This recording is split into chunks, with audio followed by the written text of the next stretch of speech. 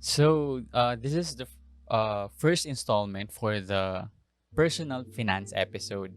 And we're gonna talk about mindset, goals, and then savings. Plus, this is also the first installment of our new segment, the Espresso Shoutouts. So it's where I shout you out based on your comments on Facebook and YouTube and in other platforms. So let's get right into it. So first, shout out to Ma'am Sandra Mercado Tindugan and to her baby boy or big boy rather, si Aaron. And hi Aaron, study smart, okay? And then to Ma'am Sandra, hello ma'am. Thank you for watching our weekly videos. And shout out to you guys there. To Charlo, my high school classmate and my lifetime friend.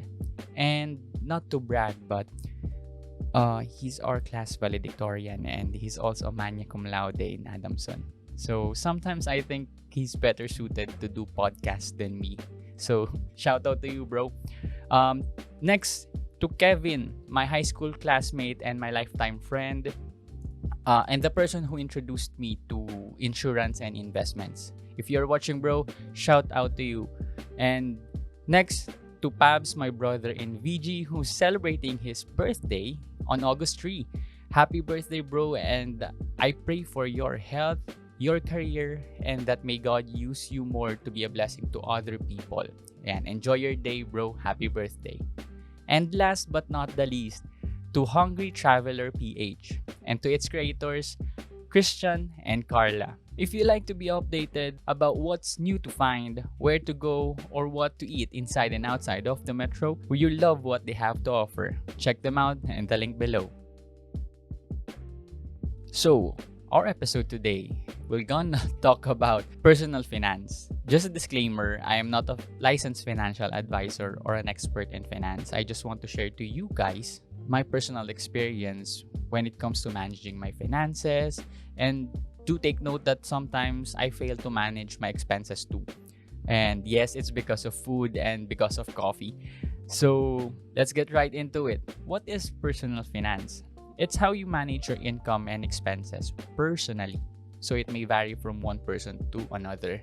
So yung goals ko may differ from your goals, and how I manage my income and expenses may differ from how you manage them. But in this episode, I'll share to you guys the basic of personal finance. You can say that these topics or these steps are the foundations to every personal finance. But the way you execute them, however, may vary. So let's dive right in. So first is mindset and goals. And the love for money is the root of all evil. So before siguro narinig nyo na yan or maraming beses nyo na narinig yan. But do take note that it's not money that's the root of all evil. It's the love for money. So what do we mean by that?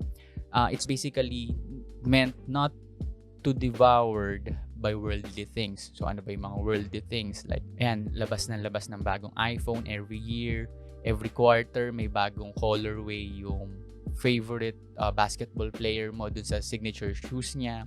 And every year, merong bagong model ng car na lumalabas. And then, a decade or so, nagbabago din yung trend sa style ng pananamit, style ng design ng bahay, things like that. So, those are worldly things. And hindi natin makokontrol yun. Hindi mo makokontrol si iPhone na maglabas ng bagong model. Hindi mo makokontrol that there are new trends na magiging uso. Ang kailangan mo lang kontrolin is the way we use the tool. Money is the tool that we use to acquire those worldly things. And if hindi natin makontrol yung mga bagay na lumalabas or yung mga worldly na bagay na lumalabas, ano yung pwede natin kontrolin? Siyempre, yung makokontrol natin, yung meron tayo, which is the money, which is the tool.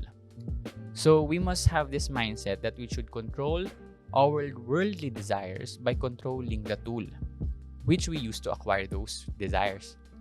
So, it's like walking the dog with a choker. Or simply put, focusing on the things that you can control. You cannot control the next iPhone or the next Jordan, or you cannot stop 1122 up to 1212 from happening. The only thing you can control are the things you have. And you can control them based on your mindset. So what is your mindset?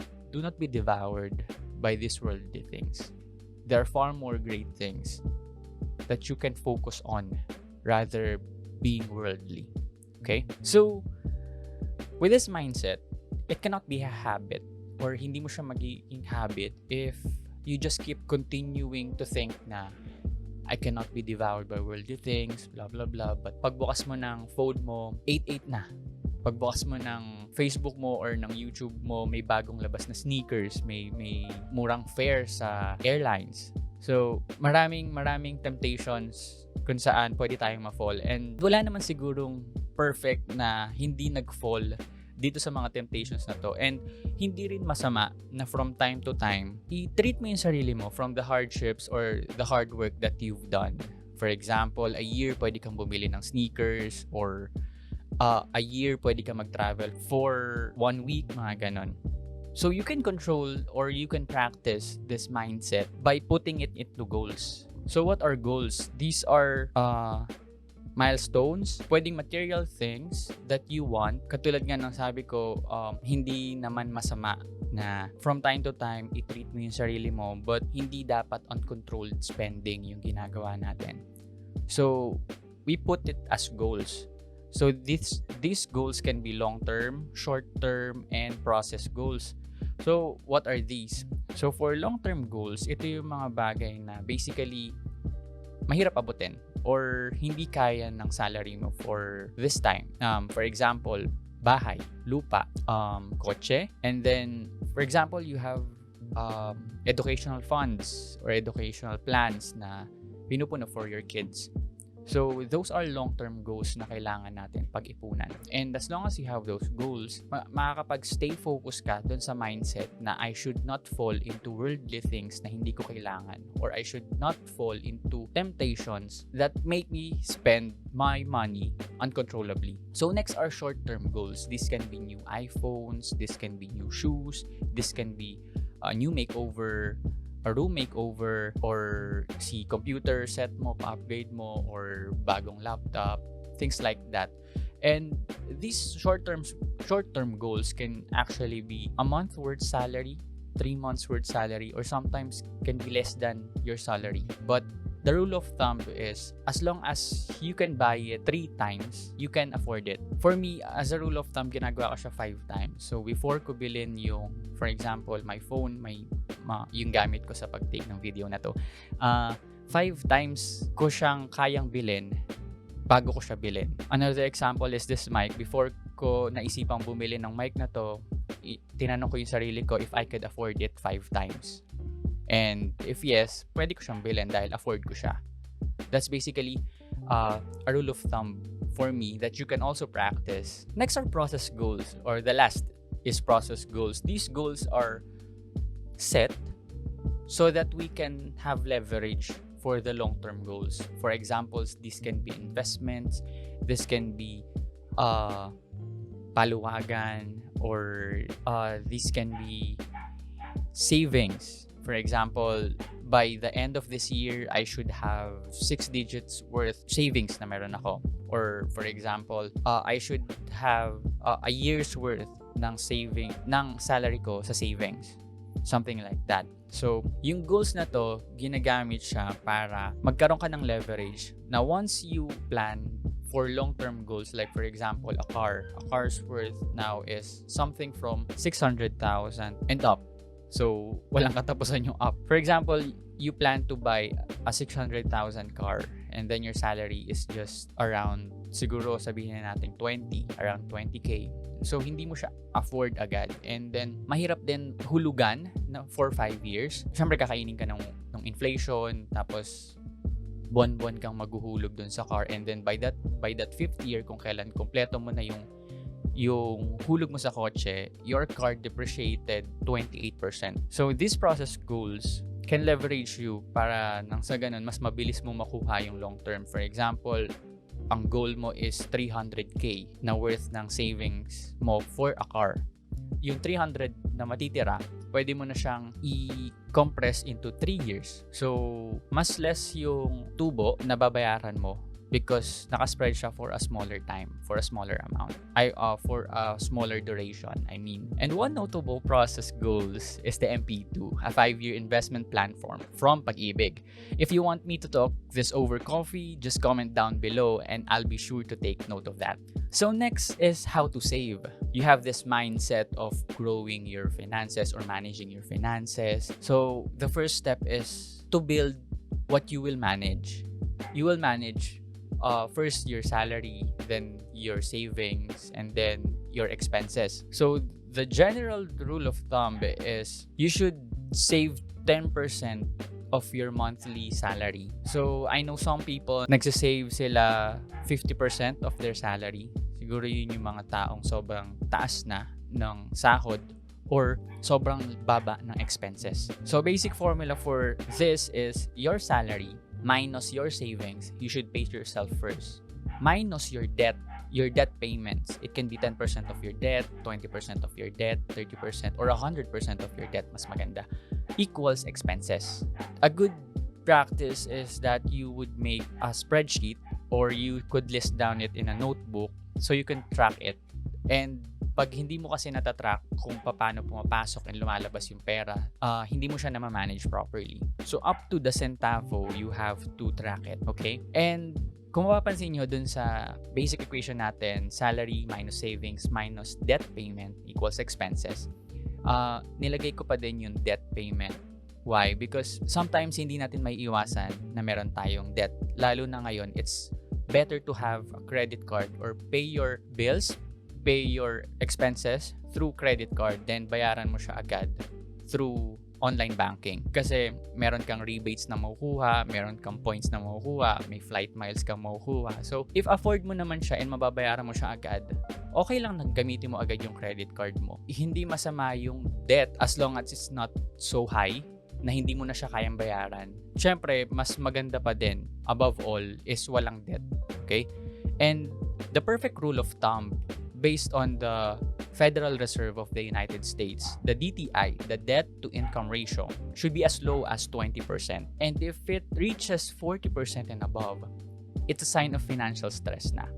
So, if your DTI is higher than 40 or reached 40%, dapat yung equation mo sa salary minus savings minus debt payment equals expenses, bababaan mo muna saglit si savings, maybe 10% ka lang muna at maximum sa savings din. Taasan mo onti si debt payment and then sobrang babaan mo sa expenses. Then pag napababa mo siya ng 20 or better na nawala siya, dun ka ngayon magtaas ng savings and you can treat yourself. Why not? Why not bigyan mo ng saglit na slack yung expenses mo dahil nabura mo yung debt mo totally, di ba? So, next is try to have an emergency fund ready.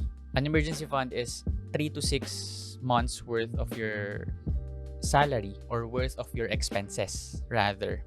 And mas maganda if 12 months worth ng expenses mo covered ng emergency fund mo. These can be used for flooding, biglang nagkabaha sa bahay nyo, then you have to replace appliances, you have to replace clothing, something like that.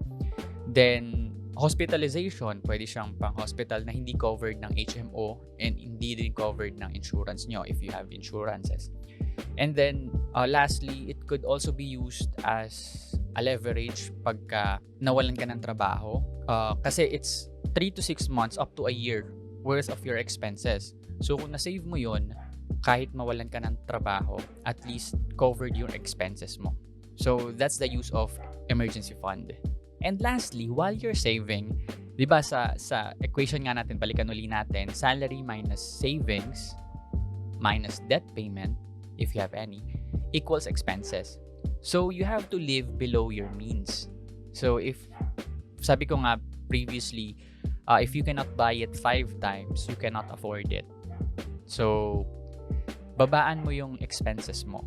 So, you can cut fast foods, you can cut milk teas, you can cut Friday night outs, or you can convert those Friday night outs into movie nights inside the house. So, mas mura yon compared to lalabas kayo, pupunta kayo ng resto, pupunta kayo ng samgyup. So, ayun, live below your means. So, basically, this meant na kung 12,000 per month yung salary mo, yung ginagastos mo dapat minus yung savings mo, minus yung debt payment mo, is below that. So, for example, 12,000, may 5,000 kang savings. Ang laki ng savings mo. So, meron ka pang 7,000. So, yung pambayad mo sa utang is 2,000 ngayong buwan. So, minus 2,000. Then, meron ka na lang natitirang 5,000 for your expenses.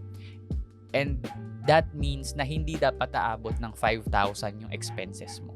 Okay? So, ayan, brewers, kung nabitin kayo, watch the part 2 of this video to know more about personal finance, making your money, and then growing your money. So, see you there, brewers.